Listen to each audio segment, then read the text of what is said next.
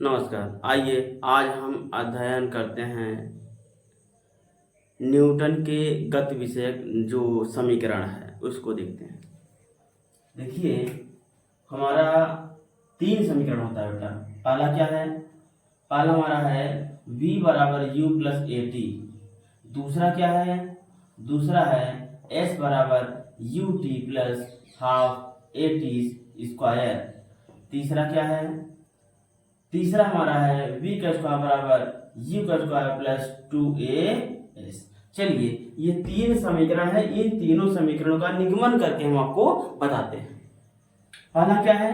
पहला आपका है त्वरण बराबर वेग परिवर्तन, वेग परिवर्तन बटे समय अंतराल, समय अंतराल। तो ध्यान दीजिएगा यहाँ जो त्वरण है, त्वरण को हम यहाँ नीचे उतार लेंगे। उसके बाद क्या है? वेग परिवर्तन। वेग परिवर्तन क्या होता है भैया? वेग परिवर्तन का मतलब होता है अंतिम वेग, अंतिम वेग माइनस प्रारंभिक वेग, प्रारंभिक वेग बटा समय अंतराल। ध्यान दीजिएगा जो त्वरण आपका है उसको हम लोग क्या लिखेंगे? उसको हम लोग लिखते हैं a, अंतिम वेग v, प्रारंभिक वेग u, समय अंतराल t। तो इस t का हम क्या करेंगे?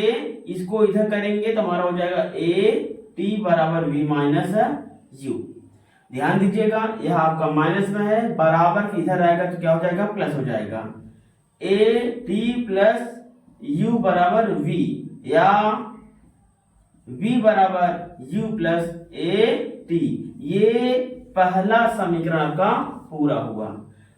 ठीक, यह आपको जो पहला था ये समाप्त हुआ। अब आपका दूसरा चालू करते हैं। यानी पहला निगमन हो गया है, अब दूसरा करते हैं। ठीक है भैया। और हाँ, ना समझाए पूछ लिया करिए। ठीक है भैया।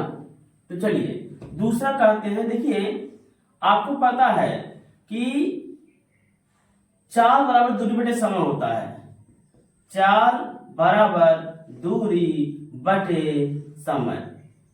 हम लोग इसको चाल गुने समय बराबर दूरी लिख सकते हैं। जब इतना हम लोग लिख सकते हैं तो और क्या है भैया? देखिए इसको हम लोग लिख सकते हैं जो इसी से लिया गया है, ध्यान से समझिएगा, इसी से बना है। हम लोग क्या लिखेंगे? हम लोग लिखेंगे औसत दूरी बराबर क्या लिखेंगे? औसत दूरी बराबर औसत चाल गुणते समय। ठीक है, लिखेंगे औसत दूरी बराबर औसत चाल गुणे औसत समय। ध्यान समझिएगा, औसत चाल बराबर क्या होगा? अंतिम चाल, ठीक, अंतिम चाल प्लस प्रारंभिक चाल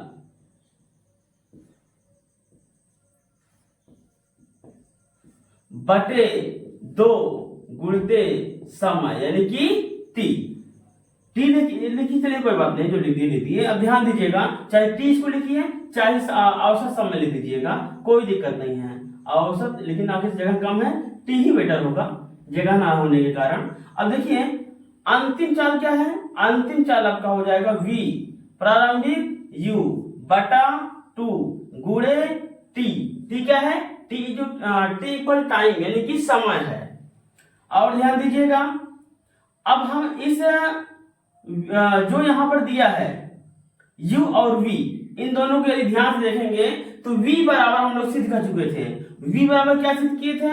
v बराबर u प्लस ए टी हमारा था। अगर v बराबर u प्लस ए टी था तो यहाँ जो v है, v के स्थान पे इतना हम लोग लिखेंगे। ध्यान समझिएगा, लिखेंगे u प्लस ए टी किसके स्थान पे लिख रहे हैं? ये वाला इस v के स्थान पे लिख रहे हैं। v के स्थान पे क्या लिखेंगे, u प्लस ए टी, इसे हम लोग नीचे उतार लेंगे, प्लस u बटा 2 गुणे टी। ध्यान समझिए, अब टी का गुणा 2 सभी होगा तो एक एक कितना हो जाएगा, 2u plus A T by two, A T by two, और ये आ गया t, इसका गुणा करेंगे हो जाएगा, ये दोनों का होगा भाई, ये दो जो बटा है दोनों का होगा, ये सी बात नहीं एक का होगा, दोनों का होगा, तो हो जाएगा इसका जब गुणा करेंगे इसका बटा एक होता है, अंश का अंश में गुणा होगा, हर का हर में होगा, तो हो जाएगा 2u t plus A T square बटा 2।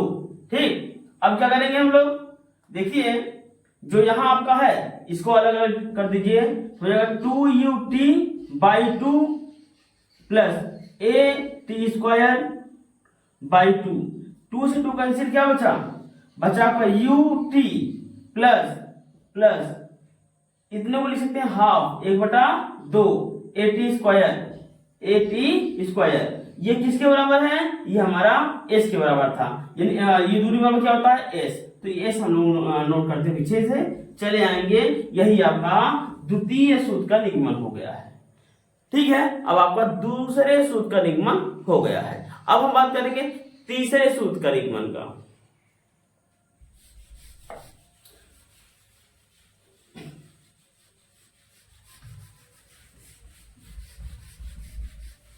चलिए, दूसरा भी समाप्त हुआ, अब आता है तीसरा वाला।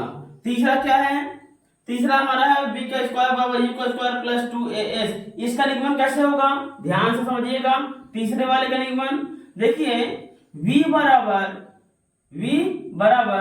u प्लस ए टी, आपने सुना होगा, लेकिन स्क्वायर नहीं होगा, ये सिर्फ ए टी होगा, क्योंकि ए टी v बराबर u प्लस ए टी, इसी को यहां नोट करेंगे। नोट करने के बाद लिखेंगे क्या, दोनों पक्षों में या दोनों पक्षों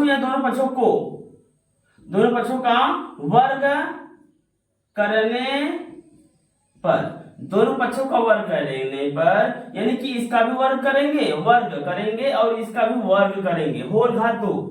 तो चलिए v का स्क्वायर बराबर u plus A T square, ये हो गया। अब इसका हम करेंगे, एक ही पद है, कोई बात नहीं, आसानी रहेगी, लेकिन इसमें डबल पद है, 2 पद है, तो जब 2 पद है तो सूत्र लगेगा, क्या सूत्र है भैया, a प्लस बी का होल स्क्वायर बराबर क्या होता है, a का स्क्वायर प्लस b का स्क्वायर प्लस 2ab, चाहे इतना लिखो या a का square plus 2ab plus b का स्क्वायर, चाहे इतना लिखो, दोनों ही हमारे इसके बराबर होते हैं। तो चलिए, ये इसी फार्मूला हम इसको रखते हैं, जब इस फार्मूला हम इसको रखते हैं तो कैसे हो जाएगा, ये हो जाएगा ये a का स्क्वायर, क्योंकि a plus 2 a plus b का होल स्क्वायर है, पहले a का स्क्वायर करेंगे, u का स्क्वायर प्लस अब यहां क्या लिखेंगे, a स्क्वायर टी स्क्वायर, क्योंकि a का स्क्वायर हो गया प्लस b का स्क्वायर हो गया। ठीक, या लिख सकते हैं सिंपल तौर पे, देखिए a का स्क्वायर प्लस b का square plus 2 into a into b, ये ठीक। अब इसको यहां मिटा देंगे, यहां क्या लिखे थे, 2 इंटू a इंटू b। ठीक, अब ध्यान दीजिएगा, v का स्क्वायर बराबर u का square plus a square t square plus 2uat, क्या लिखेंगे, 2uat, या इसको ऐसे लिखो, एक तरीका और भी है, v बराबर u का स्क्वायर प्लस, इसको इधर कर लेंगे, इसको इधर कर लेंगे, क्योंकि बराबर इधर करेंगे तब चिन्ह बदलेगा, और यहीं आसपास बदल देंगे चिन्ह नहीं बदलेगा, 2uat plus 2uat plus a square T square. अब क्या करेंगे, इसे हम सिंपल नोट कर लेंगे, इसको भी नोट कर लेंगे। अब यहां पर कॉमन दिखाई दे रहा है, क्या कॉमन दिखाई दे रहा है, देखिए कॉमन क्या दिखाई दे रहा है जानते हैं, यहाँ पर 2 है, a है, अगर 2a कॉमन ले लेंगे क्योंकि 2 यहाँ पर है, a निकालेंगे, क्या बचेगा ut, क्या बचेगा ut प्लस। अब ध्यान दीजिए यहाँ पर कैसे इतना आ गया, ut कैसे आया, जब ये दो a कॉमन लिए थे तो इसको ऊपर रखेंगे, 2ut बटा 2a, तो 2 से 2 कैंसिल, a से a कैंसिल, क्या बचा u और t, क्या बचा u और t, तो ut यहाँ रखे हैं। वैसे यहाँ भी होगा, क्या है इसका पद, a का स्क्वायर t का स्क्वायर, a का स्क्वायर और t का स्क्वायर बटा क्या करना 2a, तो 2 तो यहाँ नहीं है इसलिए नहीं कटेगा, लेकिन a है, a से स्क्वायर कैंसिल 1 बचेगा, क्या बचा यहाँ पर 1 बटा 2 बचा है, at स्क्वायर हो गया, at स्क्वायर हो गया। अब इसको यहाँ रखेंगे 1 बटा 2 at स्क्वायर। अब ध्यान दीजिए यह आपका दूसरे समीकरण का है, यानी कि आप सुने होंगे, अभी हम बताए थे आपको कि क्या होता है s बराबर ut plus half at square, यह होता है। तो इसी हिसाब से हमारा इस वाले समीकरण में भी इतने के स्थान पे इतना रख दिया जाएगा, तो क्या हो जाएगा v का स्क्वायर बराबर u का स्क्वायर प्लस 2as। ठीक, ये आपका तीसरा समीकरण समाप्त हो गया। ठीक है, यह आपका तीसरा समीकरण समाप्त हो गया। अब चलते हैं थोड़ा सा और आगे। ठीक है, क्या बताएंगे, अब इन तीनों समीकरणों पर एक एक सवाल हो जाए कम से कम। ठीक है, फिर आपका चैप्टर हम चलाते हैं।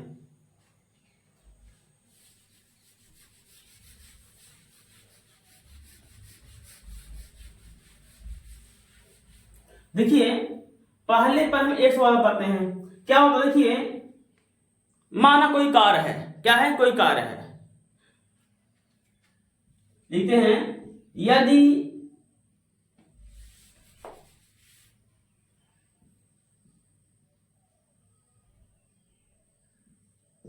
यदि कोई कार 30 मीटर प्रति सेकंड के वेग से गतिमान है, क्या है, यदि कोई कार 30 मीटर प्रति सेकंड के वेग से गतिमान है, यदि कार का अंतिम वेग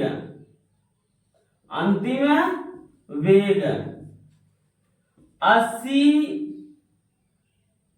मीटर प्रति सेकंड है, तो 80 मीटर प्रति सेकंड है, अंतिम वेग ध्यान दीजिएगा 80 मीटर प्रति सेकंड है, तथा त्वरण 2 मीटर प्रति सेकंड स्क्वायर है, तो इसमें लगे समय की गणना कीजिए।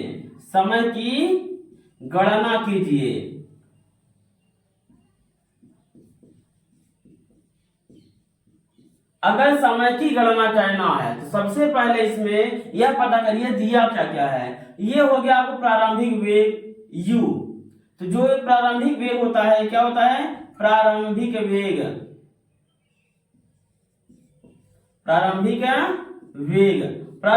क्या होता है u, तो u क्या दिया है 30 मीटर प्रति सेकेंड, और अंतिम वेग क्या दिया है,